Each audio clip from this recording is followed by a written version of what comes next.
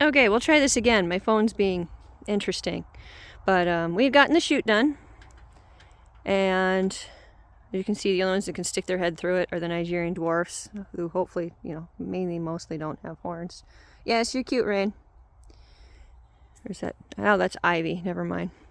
So far, I've only had one get stuck. We moved the boys in these smaller pens after moving the doors to the north side. We get a lot of south and southwest wind. And it was a real issue last winter, even though we had a more mild winter. It was our first winter with goats, so I'm happy it was mild. But they would shiver. And if your goats are shivering, they don't have good enough shelter.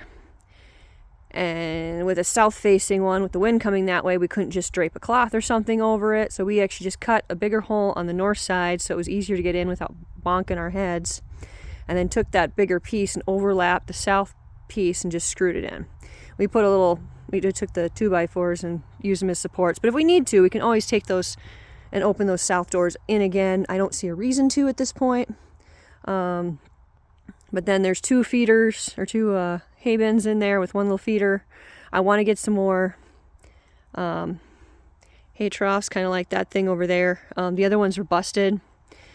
They're just old from my mom's herd that she had.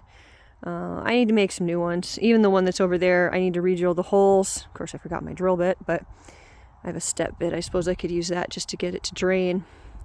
But both of these need one. I'd like a second one in this one. And then this one needs one. We just moved the boys out of this one. I got the inside feeders with the hay bins on them. 3 of those installed inside that goat barn, and patched up a hole that the pigs last year had made in it. We have to do a little rock picking. Now that it's munched down enough, they did pretty good getting rid of the mullein and all the clover and stuff that was growing in here. There's a lot of rocks that the pigs dug up, but everything's growing real good in there too. Yeah, so rock picking, I gotta clean that one out. And I want to get a grain/hay thing in here for the summer, before next summer. I like the grain things even in the winter. It'd be nice to have some outside hay when I know it's not going to rain. Just makes it easier. This pen will get divided into 2, well, 3 technically, but we want to chute all the way down to that gate. And then the left side, I'll be able to sort more of the boys. And then I want to have a little pen over here with a little shed for a place to set up for rasping down horn points and trimming hooves and all that nice maintenance. And then I can actually keep anything that can freeze in that shed without having to worry about carting it around in my truck that keeps breaking down. One of the boys is liking the new feeder. Yeah, I just have one more feeder to one of these to install. I got these off Amazon.com. They had a sale this summer. I think I need to pick up another set. They usually sell in a pack of 2. And they work pretty good. They're not, the holes are a little bit too close together for what I need, but I'll just put 2 screws on one side, and I got a step bit to drill two of my own holes in there. Because I just screw it right to the 2x4s in there instead of using the hanger pieces that came with it. And my goats like to bang against stuff, so I wouldn't worry about it so much if I had just Nigerian dwarfs, but my boers are a little bulky. Carl and Nellie are just huge. And so is Granny, aren't ya? You're just beautiful. She's so friendly. There's Rain over there, just not caring about anything. But yeah, I just got this feeder left and to clean out the north barn. And we'll have, I'll be able to move all the ladies in the northbound temporarily while I clean the big barn over here.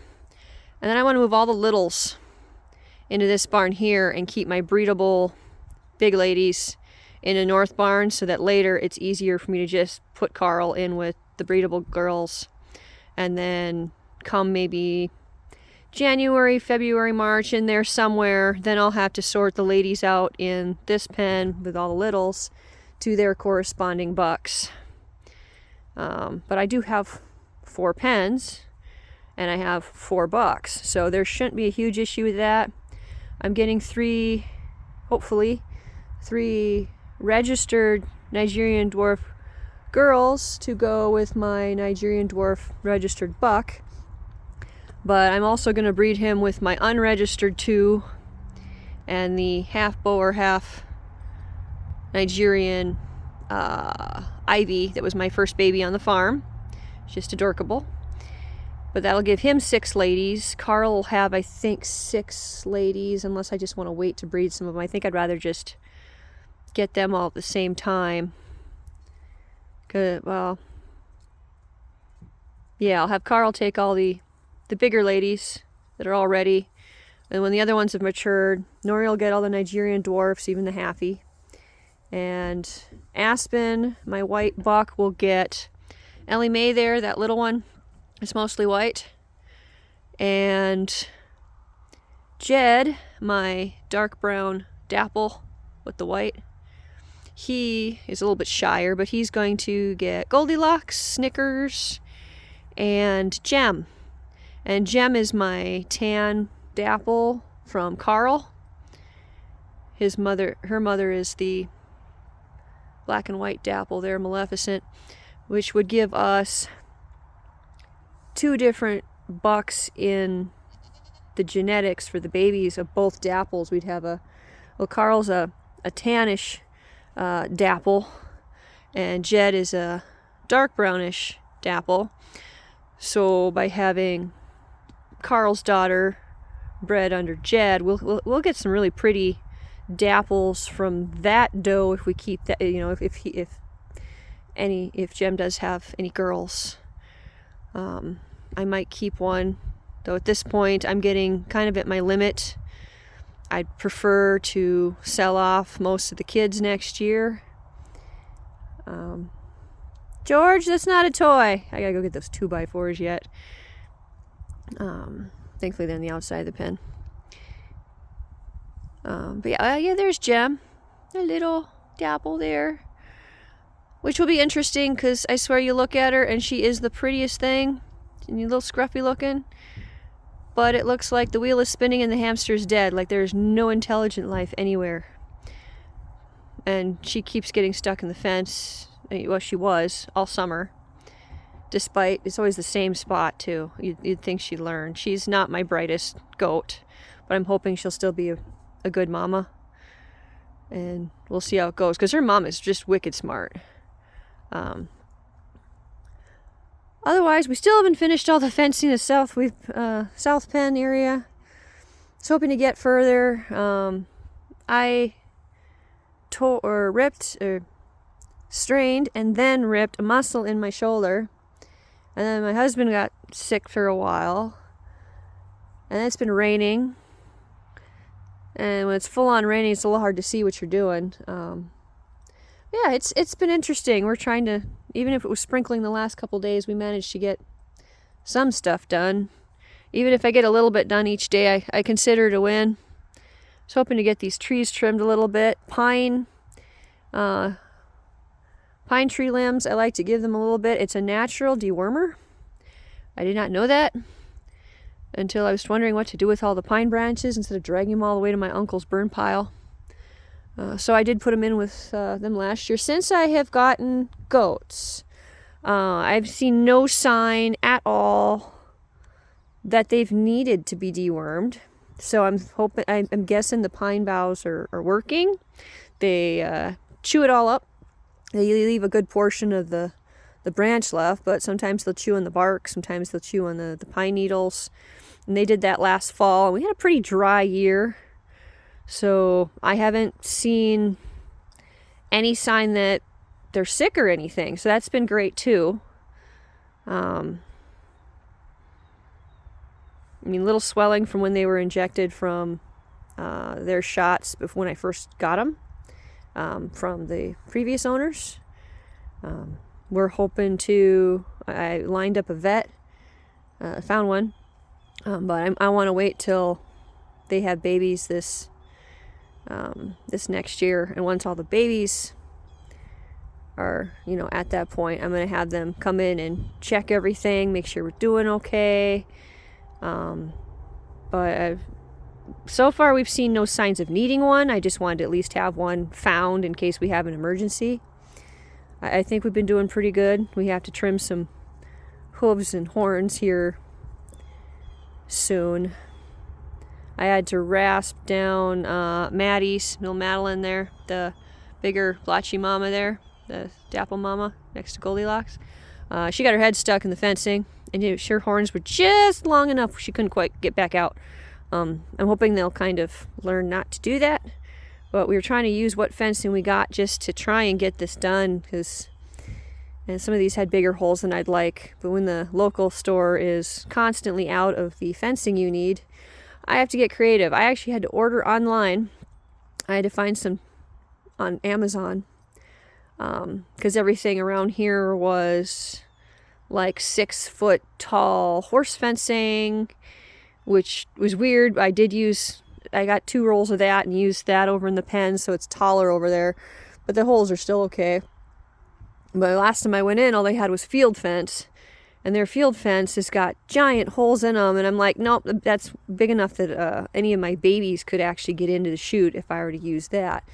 We're looking at maybe taking either the truck or maybe even the trailer too, and next year I'm hoping to go to Little Falls to the Fleet Farm down there and stock up, because I hear they have better prices, and normally because they're a larger store that services a larger farmer community, that I'll actually have the fencing I need.